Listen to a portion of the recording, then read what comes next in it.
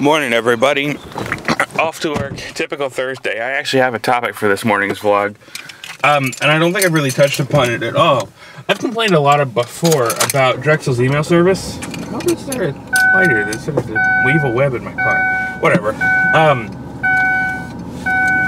I've complained a lot previously about Drexels email service. Mostly the size of the box. For the most part, Drexels email before was very, I don't want to say like open, but you know, it's a regular POP3 email, even if it's proprietary. So you know, you can tack it into whatever you want.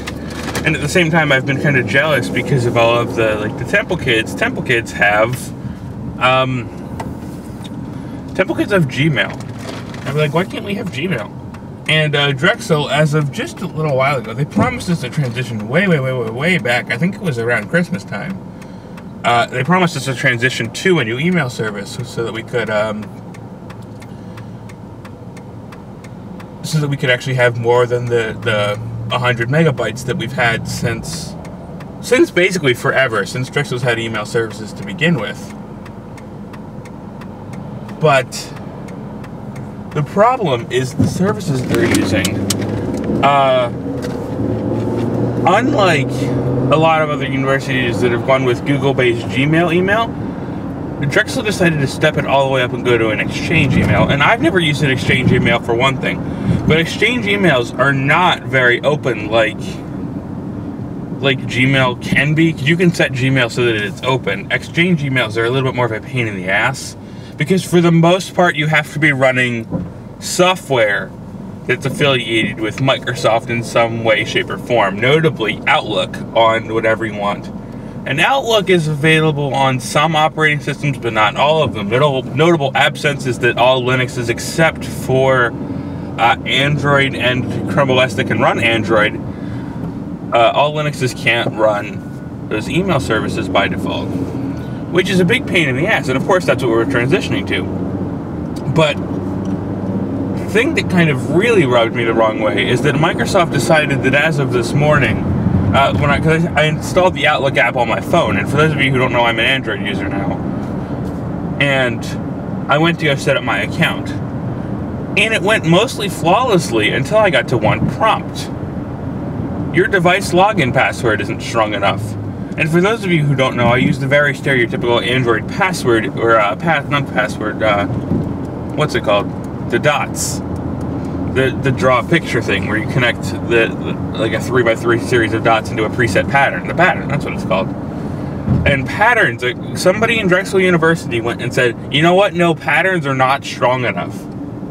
So now I'm back to having a passcode instead, a 6-digit passcode at minimum, which is just a kind of a really stupid thing. It's really stupid. It's stupidly secure, to be completely honest. I'm not sure why we need this much protection over email. I mean, sure, I guess some email accounts do need to be like truly confidential, but it's just a college email account.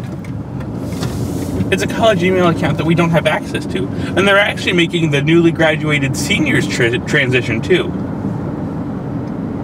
So the newly graduated seniors are actually going to have to make this Office 365 transition. And by the way, the two inboxes are now completely separate.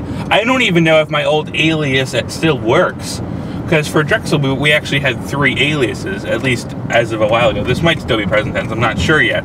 But we had our full name, we had our ABC123. Don't email me at any of these. If you want to email me, use the vlogs email, which is nickmazvlogs@gmail.com. I don't care if you email me there. Don't use the Drexel one. And then I have one. We were able to actually pick what we want to do for that. And I picked Nock@drexel.edu. Because obviously it's very, very plain and simple and easy. And I'm honestly not sure if that's going to still work, because they haven't addressed those at all. Most people don't even realize those exist. But, and I honestly have no idea how to get back in the back door anyway, because they turned off a lot of those backdoor services. Because it's all in this backdoor control panel thing. And they turned it off, but apparently you can go turn on forwarding, so I'm assuming if they turned off, you are going the wrong way, sir or madam. But they turned off a lot of those services. And so it's just kind of going to be a big transitional headache to try to get into all these Office 365 things, especially because I'm a Linux user. And Drexel didn't completely ignore Linux users, but they're, oh, come on, you need to make the turn. You can't just fly in here. But Drexel didn't actually take Linux users into account when they did any of this. Well, that's not true. They kind of did. But their strategy for dealing with Linux users, and yes, there was actually a strategy in the post, was to pay $10 a month for an extension that will do that to Thunderbird. That's their strategy for dealing with us. And that's kind of really not fair for something that we've been able to do. And my inbox right now is paired with Thunderbird on my computer. And I have like automated mail filters in Thunderbird, so I still want to do this because I have things like to delete really large emails automatically, and which I really can do away with now because it actually is larger than my Gmail. Actually, no, it's not. It's not larger than my Gmail. It's close to it, but not larger than my Gmail. But I have like other filters that also block certain senders or emails with the word donation. Anyway, we need to get to the train because it's time to go to work.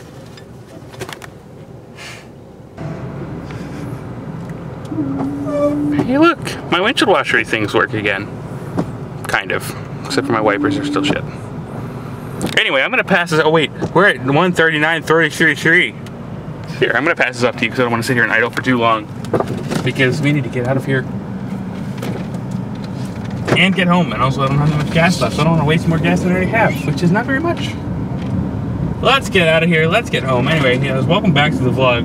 So in the meantime, processing a little bit more from this morning, because we've both had a few hours now.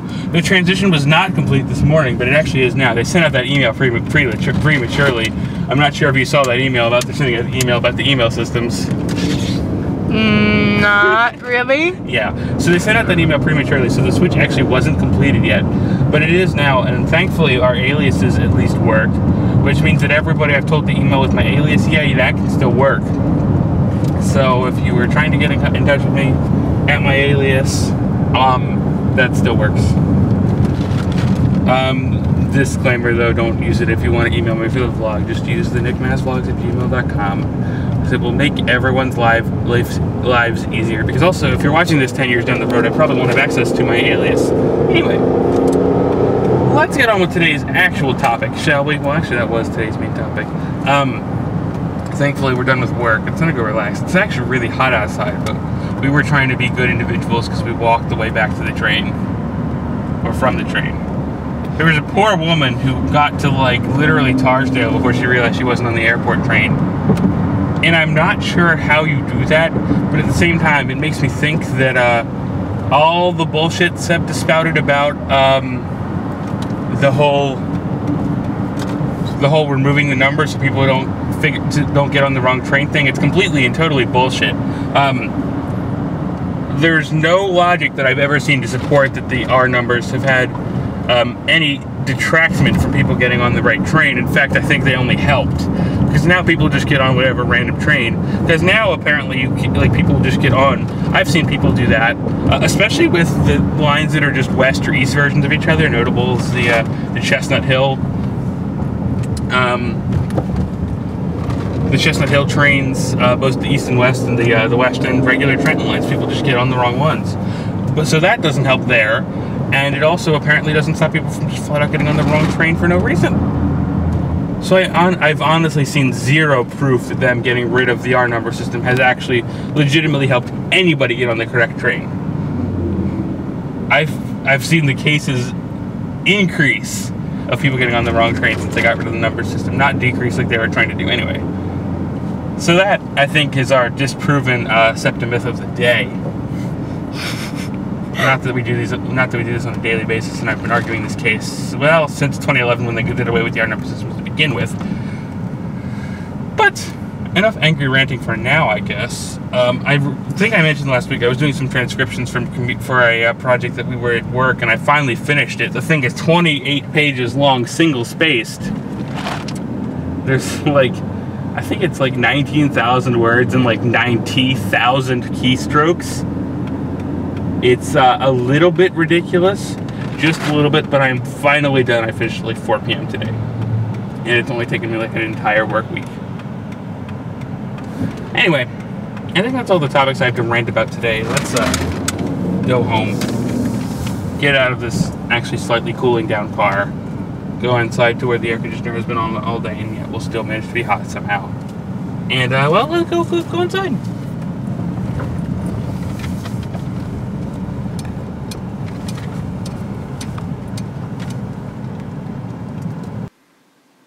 Well, I'm here lit by only the light of my computer, so let's fix that for at least a moment.